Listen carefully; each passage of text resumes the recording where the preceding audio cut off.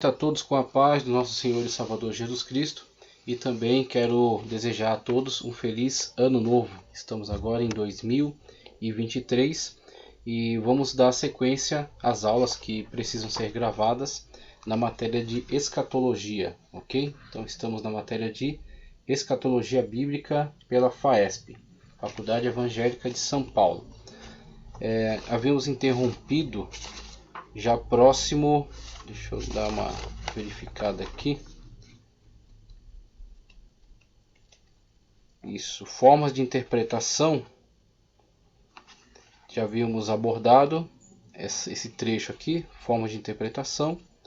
Vamos apenas dar uma relembrada, tá? Então peço para que você abra comigo na página 15. Página 15, porque vamos dar uma relembrada nesse trecho para seguirmos adiante, abordando outros capítulos da matéria de escatologia. Desde já quero recomendar a leitura deste livro aqui. A leitura desse livro eu acho que é essencial para o entendimento. O Calendário da Profecia, do mestre Antônio Gilberto. Já descansa com o Senhor, já partiu para junto do nosso Deus. Então temos aí o mestre Antônio Gilberto com o livro O Calendário da Profecia. Tá? É um livro muito didático, muito interessante. Ele não se aprofunda tanto nas abordagens, mas ele organiza. Então você vê, ele é um livro de rápida leitura.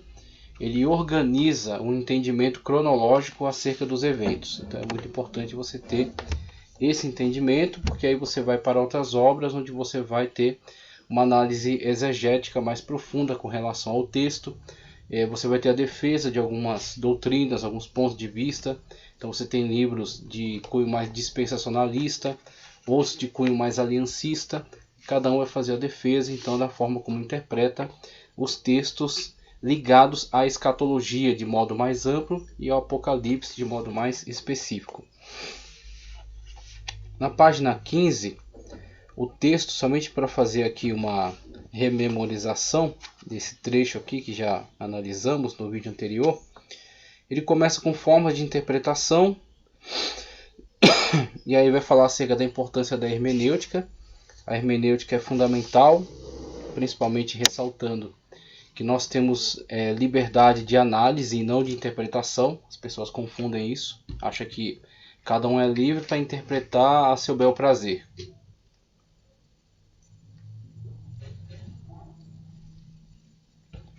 E isso é um equívoco dos mais perigosos, porque a liberdade que foi dada a partir de todas as disputas da Reforma Protestante, para que as pessoas tivessem acesso direto à Escritura e pudessem então fazer a sua leitura, estudar e crescer espiritualmente, intelectualmente, a liberdade é de livre análise, para que todos pudessem analisar, como os bereanos estavam analisando os textos enquanto Paulo estava pregando, ok?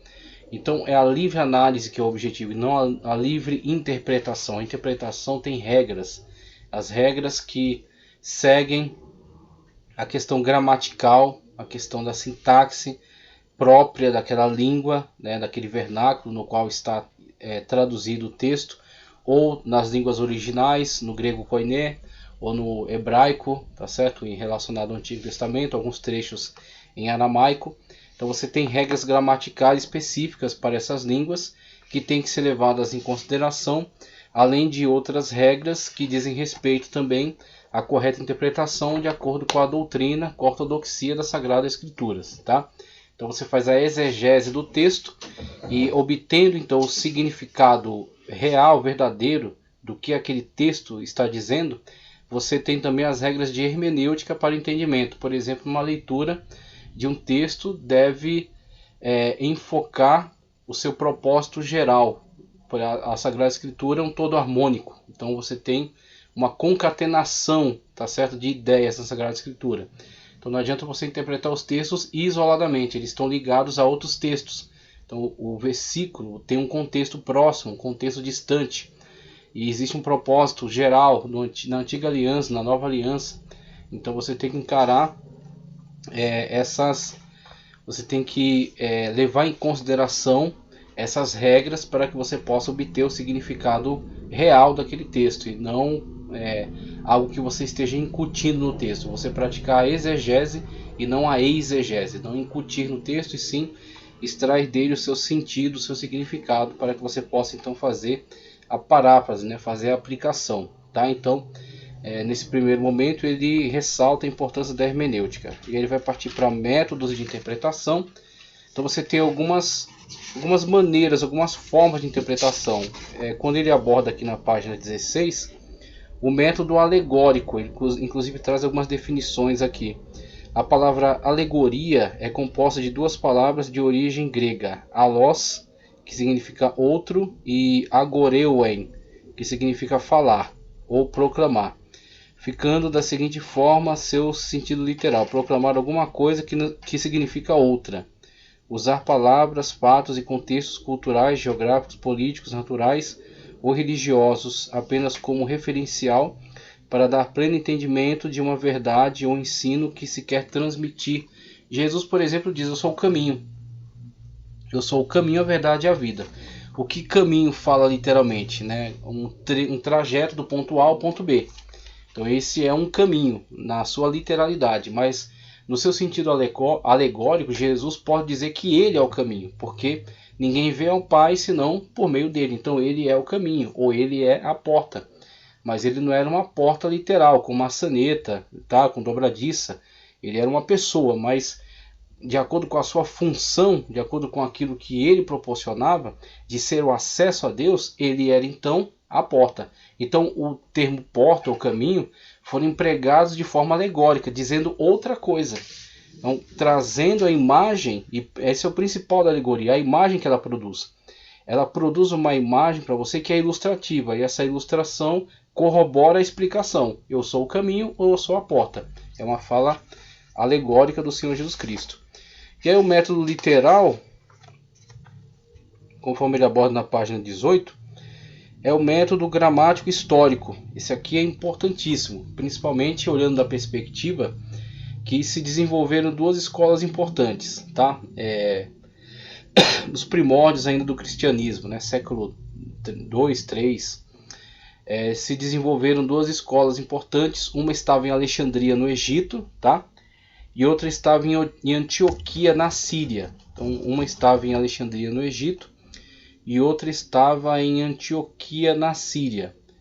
E a relevância dessas escolas é o seguinte: uma seguia majoritariamente o método alegórico, que era a escola de Alexandria. Um dos seus grandes representantes era Orígenes. Orígenes foi um apologista da igreja, tá? Produziu importantes obras dos princípios, por exemplo. Escreveu algumas apologias também, não me recordo aqui o nome de...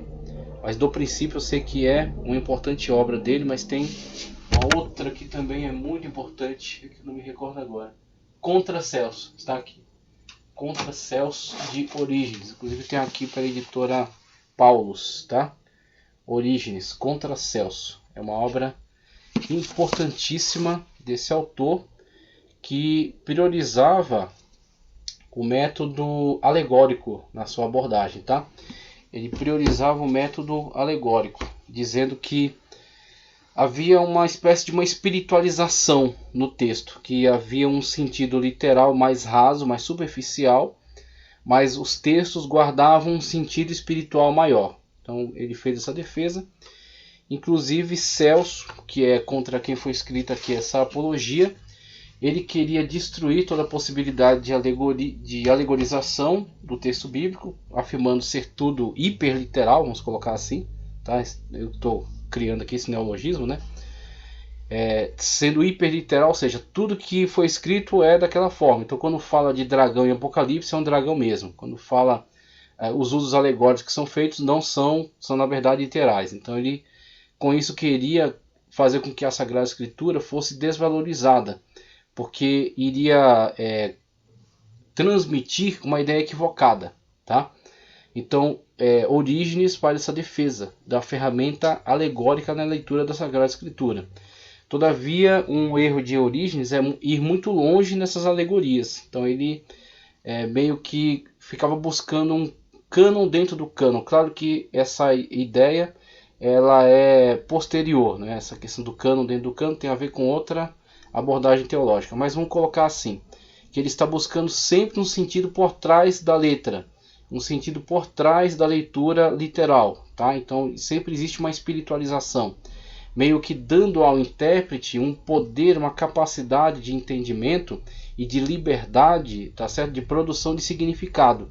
Então não é somente o que está escrito, existe um outro significado espiritual que é alcançado por pessoas que têm inspiração ou espiritualidade, né, ou um tipo de entendimento especial. E aí, claro, foi uma importante defesa nessa situação, mas também abriu brecha para muitas interpretações equivocadas. Então você tinha pontos fortes e fracos dessa escola alegorista de Alexandria, que foi uma escola muito importante de fato, mas acabou também legando alguns equívocos. Inclusive Orígenes é reputado até como herege dentro de alguns meios, tá?